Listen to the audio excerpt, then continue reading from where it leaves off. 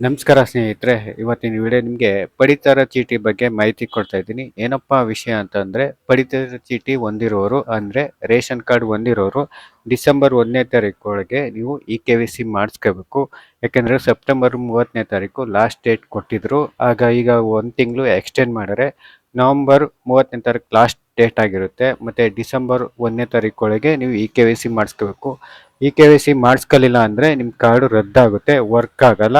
ಮತ್ತೆ ಪ್ರತಿಯೊಂದು ಅನ್ನಭಾಗ್ಯ ಮತ್ತೆ ಗೃಹಲಕ್ಷ್ಮಿ ಅಮೌಂಟು, ಕೆಲವು ಸೌಲಭ್ಯ, ಆಸ್ಪತ್ರೆ ಪ್ರತಿಯೊಂದು ನಿಮಗೆ ಮಿಸ್ಸಿಂಗ್ ಆಗುತ್ತೆ. ಯಾಕೆಂದ್ರೆ KYC ಮಾಡಿಸ್ಕೋಬೇಕು ಅಂದ್ಬಿಟ್ಟು ಕೇಂದ್ರ ಸರ್ಕಾರದಿಂದ ಈಗಾಗಲೇ ಡೆಡ್ ಲೈನ್ ಕೊಟ್ಟಿದ್ರು. ತಿರ್ಗಾ ಎಕ್ಸ್ಟೆಂಡ್ ಮಾಡಿದ್ರೆ ಒಂದು ತಿಂಗಳು, ನವೆಂಬರ್ 1ನೇ ತಾರೀಕು ಲಾಸ್ಟ್ ಡೇಟ್ ಕೊಟ್ಟರೆ ಡಿಸೆಂಬರ್ 1ನೇ ತಾರೀಕು ಒಳಗೆ ನೀವು KYC ಮಾಡಿಸ್ಕೊಳ್ಳಿಲ್ಲ ಅಂದ್ರೆ ನಿಮ್ಮ ಕಾರ್ಡ್ ರದ್ದಾಗುತ್ತೆ.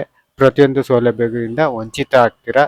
ನೀವು ಆನ್ಲೈನಲ್ಲಿ ನೀವು ಯಾವ ಥರ ಲಿಂಕ್ ಮಾಡಿಸ್ಕೋಬೇಕು ಅನ್ನೋದು ತಿಳಿಸ್ಕೊಡ್ತೀನಿ. ನೀವು ಅಲ್ಲಿ ಮಾಡ್ಕೋಕ್ಕಾಗಲಿಲ್ಲ ಅಂತಂದರೆ ನಿಮ್ಮ ಹತ್ತಿರದ ರೇಷನ್ ಅಂಗಡಿಗೆ ಹೋಗಿ KYC ಮಾಡಿಸ್ಬೋದು.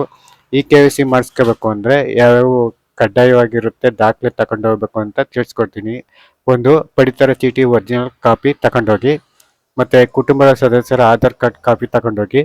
ಅಂದರೆ ಎಲ್ರದ್ದು KYC ಆಗಿಲ್ಲ ಅಂದರೆ ಎಲ್ರದ್ದು ತಗೊಂಡೋಗಿ, ಒಂದು ಇಬ್ಬರದ್ದು ಆಗಿಲ್ಲ ಅಂದರೆ ಇಬ್ಬರದ್ದು ಮಾತ್ರ ತಗೋಗಿ. ಕುಟುಂಬದ ಯಜಮಾನರ ಆಧಾರ್ ಕಾರ್ಡ್ ನಕಲು ಪ್ರತಿ ತಗೊಂಡೋಗ್ಬೇಕು. ಮತ್ತೆ ಬ್ಯಾಂಕ್ ಪಾಸ್ಬುಕ್ ಫೋಟೋ ಕಾಪಿ ತಗೋಬೇಕು. ಕುಟುಂಬ ಯಜಮಾನರ 2 ಪಾಸ್ಪೋರ್ಟ್ ಅಳತೆ ಫೋಟೋ ತಗೊಂಡೋಗ್ಬೇಕು. ನಿಮ್ಮ ರಾಜ್ಯದ ಅಧಿಕೃತ ಸಾರ್ವಜನಿಕ ವೆಬ್ಸೈಟ್ಗೆ ಹೋಗಿ ಲಿಂಕ್ ಮಾಡ್ಬೋದಾಗದೆ. ಮತ್ತೆ ನಿಮ್ಮ ಹತ್ತಿರದ ರೇಷನ್ ಅಂಗಡಿಲೂ ಮಾಡಿಸ್ಬೋದು. ಈ ಮಾಹಿತಿ ನಿಮಗೆ ಇಷ್ಟ ಆಗಿದ್ರೆ ಲೈಕ್ ಮಾಡಿ, ಕಮೆಂಟ್ ಮಾಡಿ, ಶೇರ್ ಮಾಡಿ.